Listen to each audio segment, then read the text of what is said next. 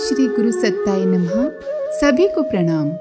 शिष्यत्व उर्वर कृषि भूमि है और आध्यात्मिकता बीज, जिसे कृपालु सद्गुरु न केवल अपने शिष्यों के अंतःकरण में बोते हैं, बल्कि इसके अंकुरण के लिए उपयोगी खाद पानी भी जुटाते हैं। सद्गुरु तो सदा होते ही हैं भाव संवेदनाओं की साकार मूर्ति। उन्हें तो हमेशा कृपा करना आता है, पर इसके लिए सत्पात्र भी तो हो।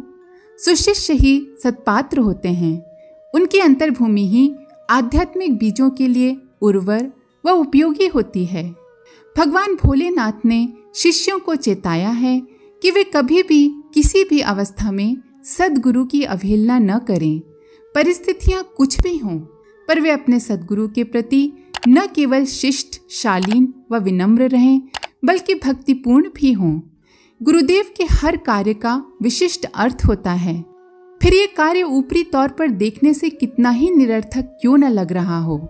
गुरु की अवहेलना करने पर, बुद्धिमान होने पर भी अभिशप्त हो जाता है शिष्य। विश्व की सभी आध्यात्मिक शक्तियों के रुष्ट होने पर सद्गुरु त्राण कर लेते हैं, परंतु गुरुदेव के रुष्ट होने पर कोई त्राणदाता नहीं मिलता। भगवान महेश्वर गुरु गीता में आगे कहते हैं, गुरु ये दो अक्षर अपने आप में महामंत्र हैं। ये महामंत्र सभी मंत्रों का राजा है। सभी स्मृतियों एवं वेद वाक्यों का मर्म यही है कि गुरु ही स्वयं परम पद है। जो शिष्य अपने गुरुदेव की सेवा में तल्लीन हैं, वे भले ही श्रुतियों व स्मृतियों को न जानते हों, पर वे हैं सच्चे सन्यासी। इसके विपरीत जो गुरु सेवा से विमुख हैं, वे भले ही सन्यासी का वेश धारण किए हों, पर केवल निर्वेशधारी हैं। उनमें कोई आध्यात्मिक तत्व नहीं है। नित्य निराकार निर्गुण ब्रह्म का बोध केवल गुरु कृपा से मिलता है। जिस तरह दीप से दीप जलता है, उसी तरह से गुरुदेव शिष्य के अंतस में ब्रह्म ज्ञान की ज्योति जला देते हैं। शिष्य को चाहिए कि वो अपनी सद्गुरु कृपा की छांव में आत्म तत्व का चिंतन करे। ऐसा करता रहने पर गुरुदेव के द्वारा दिखाए गए मार्ग से स्वतः आत्मज्ञान हो जाएगा। भगवान शिव के इन बोध वचनों में ऐसा अलौकिक प्रकाश है जो शिष्यों के आध्यात्मिक पथ को प्रशस्त कर देता है। शिष्य के लिए गुरु सेवा ही साधना है। गुरु सेवा का अर्थ है गुरुदेव जो भी कहें, जैसा भी काम सौंपें, वैसा ही करना।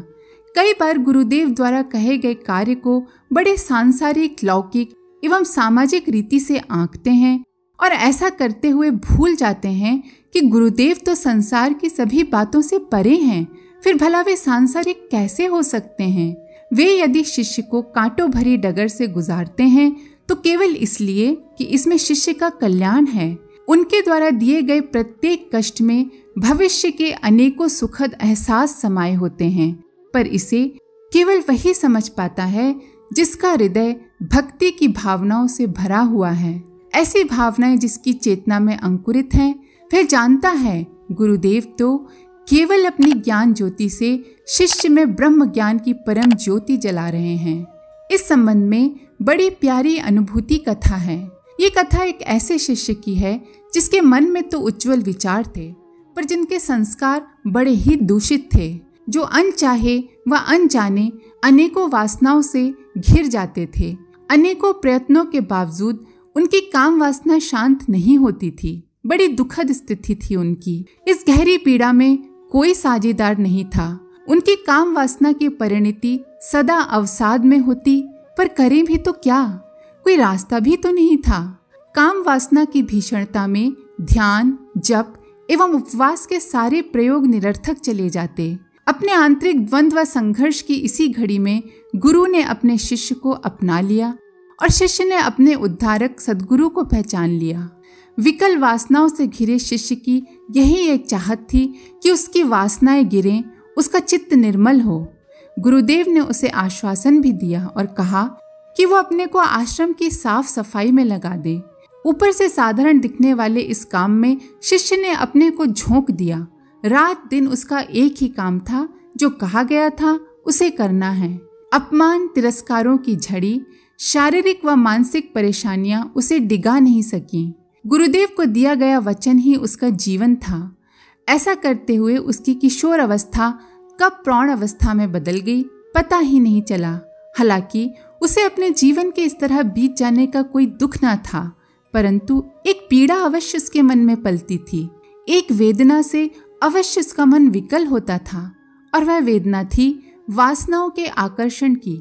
अभी तक उसका मन पूर्ण रूपेण निर्मल नहीं हो पाया था।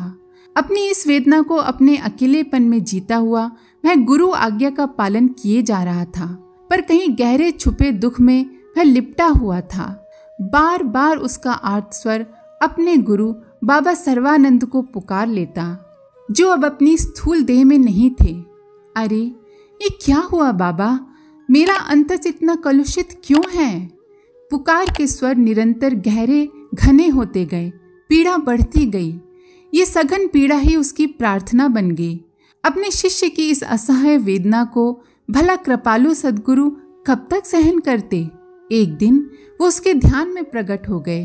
बेचारा शिष्य बिलख बिलख कर रो पड़ा।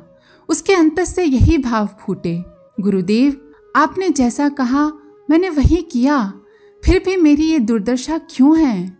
उसकी भाव चेतना में उपस्थित बाबा सर्वानंद की सूक्ष्म चेतना स्पंदित हुई। वत्स, हम तुम्हारी पीड़ाओं से परिचित हैं। ये सच है कि तुम अभी पूर्ण परिष्कृत नहीं हो पाए हो, परंतु अपने परिष्कार की राह पर गतिशील हो।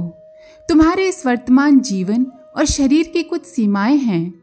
तुम्हें ये जीवन एवं शरीर तुम्हारे विगत दुष्कर्मों के प्रायश्चित के लिए मिला है, और वही हो रहा है। प्रत्येक घड़ी प्रत्येक पल में विभिन्न परिस्थितियों के द्वारा तुम्हारे चित्त को निर्मल बना रहा हूँ। तुम्हारा सूक्ष्म शरीर भी जागृत होकर परिपक्व होने की दशा में है। उसके संपूर्ण विकास के साथ ही तुम्हारी स्थूल देह नष्ट हो जाएगी, क्योंकि इस देह से उच्च स्तरीय आध्यात्मिक साधनाएं संभव नहीं हैं। ध्यान रहे, जो देह प्रायश्चित के लिए मिलती है वह अध्यात्म की उच्चतम कक्षा के लिए योग्य नहीं होती।